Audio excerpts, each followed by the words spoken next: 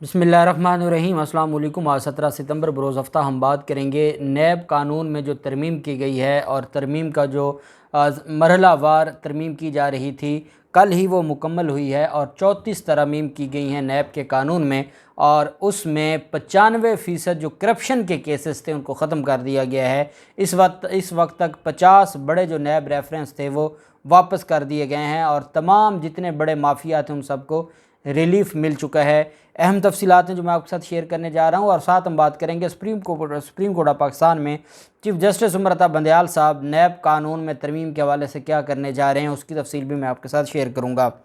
पहले तो मैं आपको बताता चलूं कि आज एक समाअत थी, जाली पेंशन केस है सिंध में, और ये जाली पेंशन स्कैंडल है, ये बहुत बड़ा स्कैंडल है। 3 अरब 20 करोड़ रुपए का ये स्कैंडल है, और इसमें जो जरदारी माफिया है वो जाली पेंशन के नाम पर अरबों रुपए जाली अकाउंट्स में भेज रहे थे और वो इस तरीके से पैसे कमा रहे थे। उसमें जो ब्यूरोक्रेसी है वो बड़े लेवल पर इन्वॉल्व थी, और ये जो ब्यूरोक्रेसी है ये सिंध हुकूमत की ब्यूरोक्रेसी है, ये इन्वॉल्व थी।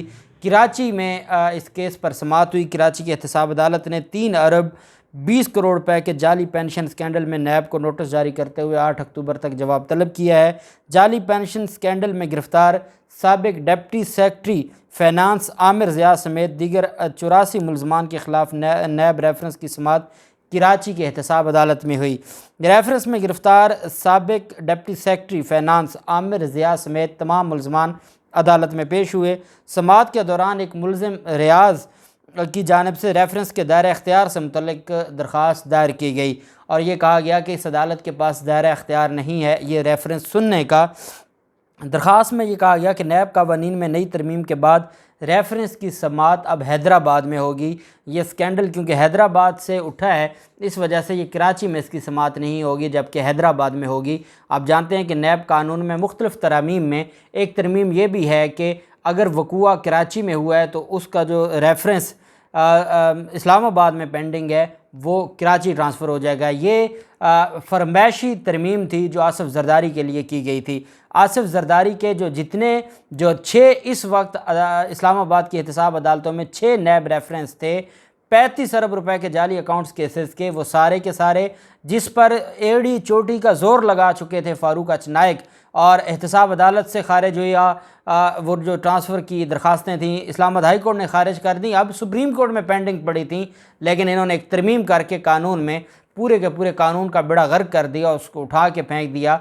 और जैसे आप जानते हैं कि मुराद अली शाह के ख़िलाफ़ नूरियाबाद पावर प्लांट केस है, इसी तरह जो बाकी केसेस थे सलीम मांडवी वाला वगैरह के ख़िलाफ़ केसेस थे, तो अब क्योंकि जो केसेस वहाँ के थे कराची के, जहाँ वकूआ कराची का था, वो इस्लामाबाद से ट्रांसफ़र हो जाएंगे।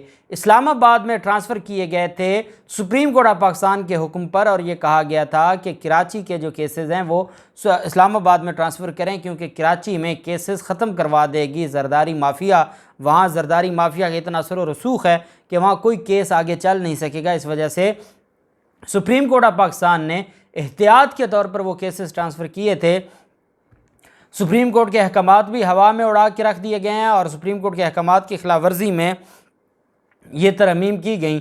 दूसरी तरफ सुप्रीम कोर्ट ऑफ पाकिस्तान में आसिफ जरदारी की दरख्वास्तें पेंडिंग हैं।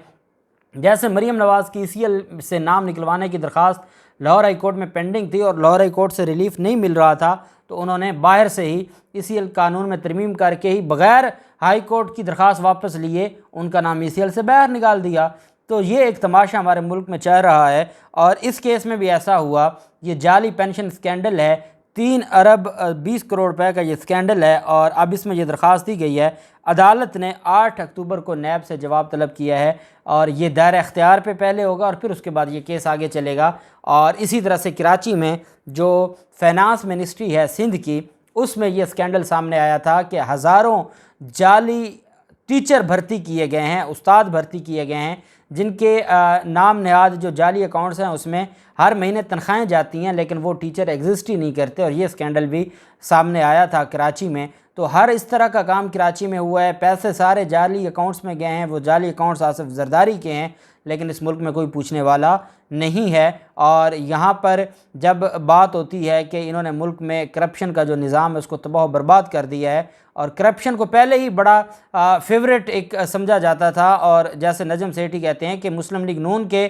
कारकुनान के लिए करप्शन कोई जुर्म नहीं है, और वो करप्शन को देखते हुए ये नहीं सोचेंगे कि वो नून लीग की क़यादत को वोट ना दें। इसी तरह जो जरदारी माफिया के लोग हैं या जो आज भी भुट्टो को ज़िंदा समझते हैं, उनके लिए भी करप्शन, चाहे उनका खून चूस लिया है जरदारी माफिया ने, लेकिन जहालत है, वो आज भी उस करप्शन को पस पुश्त डाल के दोबारा वो यही समझते हैं कि भुट्टो ज़िंदा है।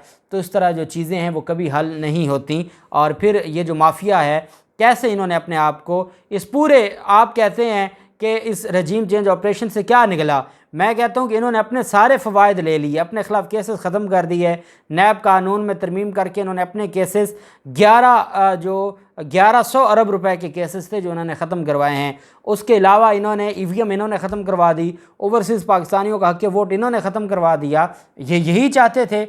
और इन्होंने जो पिछले 3.5 साल में जो इनको खसारा आया था इमरान खान की हुकूमत में, जो इनके चोरी बंद हो गई थी, इन्होंने 4-5 माह में अपना पैसा पूरा कर लिया है और अपने आप को इन्होंने क्लियर भी करवा लिया। इमरान खान अगर दोबारा आ जाते हैं, वो दोबारा 6 साल लगे रहेंगे और जो केसेस फिर दोबारा नए सिरे से शुरू होंगे।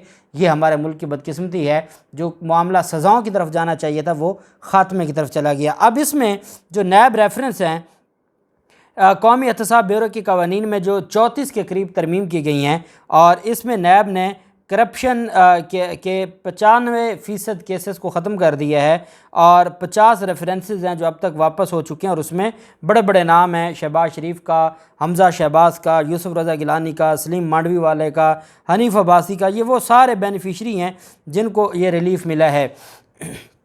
अब इसमें रमज़ान शुगर मिल का मैंने आपको बताया था कि रमज़ान शुगर मिल वापस कर दिया गया है। इसी तरह जो राजा रेंटल पावर प्लांट के केसेस थे, रेंटल पावर प्लांट के केसेस, राजा रेंटल जो नाम मशहूर था, अब वो राजा रेंटल ख़त्म हो गया, क्योंकि रेंटल पावर प्लांट के सारे जो केसेस हैं वो वापस चले गए हैं। और ये 6 करप्शन रेफरेंसेस थे जो वापस चले गए हैं। यूसुफ रज़ा गिलानी के ख़िलाफ़ USF 8 का जो अहम केस था वो वापस चला गया है। सेनेटर सलीम मांडवी वाला के ख़िलाफ़ केस वापस चले गए हैं। साबिक वज़ीर आला खैबर पख्तूनख्वा के ख़िलाफ़ लोक विरसा में जो सरदार मेहताब अब्बासी, उसके ख़िलाफ़ रेफरेंस वापस चला गया है। पीपल्स पार्टी की सेनेटर रोबीना खालिद के ख़िलाफ़ जो लोक विरसा में मुबैना खुर्द बुर्द के केसेस थे वो रेफरेंस वापस चले गए हैं।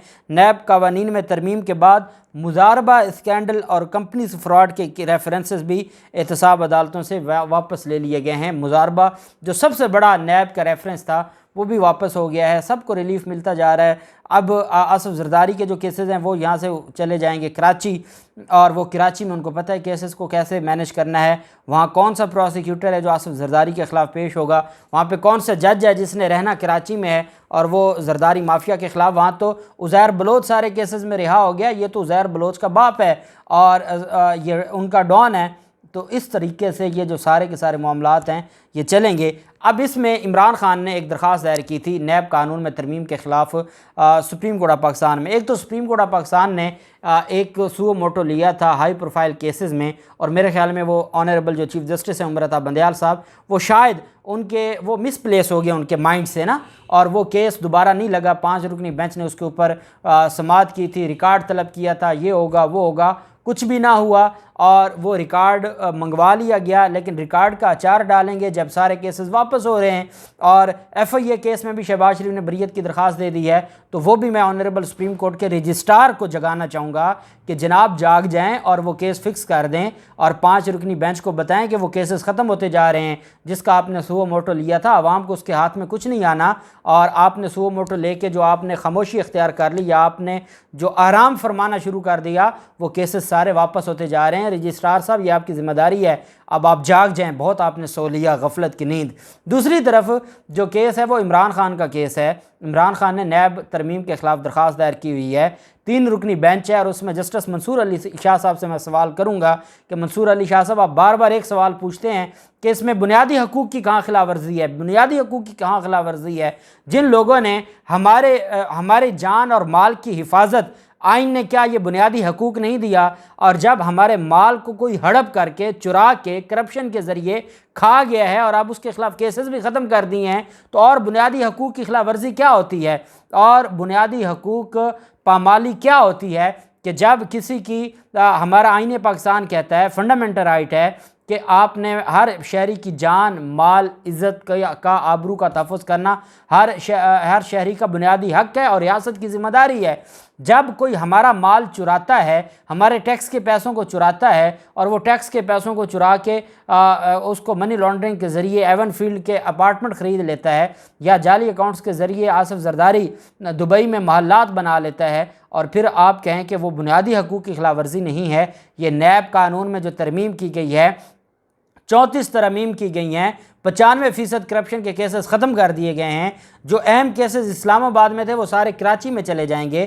शरीफ ख़ानदान के ख़िलाफ़ सारे केसेस ख़त्म हो जाएंगे। मरीम नवाज़ की अपीलें मंजूर हो जाएंगी इसी बुनियाद पर। और अगर आपने वो 25 सितंबर के लिए केस को मुकर्रर किया हुआ है और आपने अगर इसी तरीके से एक माह की तारीख़ देनी है और उसमें कभी जवाब आना है, कभी जवाब जमा करवाना है, कभी रिपोर्ट आनी है, कभी रिपोर्ट नहीं आनी, और इसी पर आपने करना है, तो कौम देख रही है। कौम को पता है कि बड़ी तेज़ी के साथ जो करप्शन केसेस हैं वो ख़त्म हो रहे हैं, बड़ी तेज़ी के साथ नैब कानून को उठा के फेंक दिया गया है।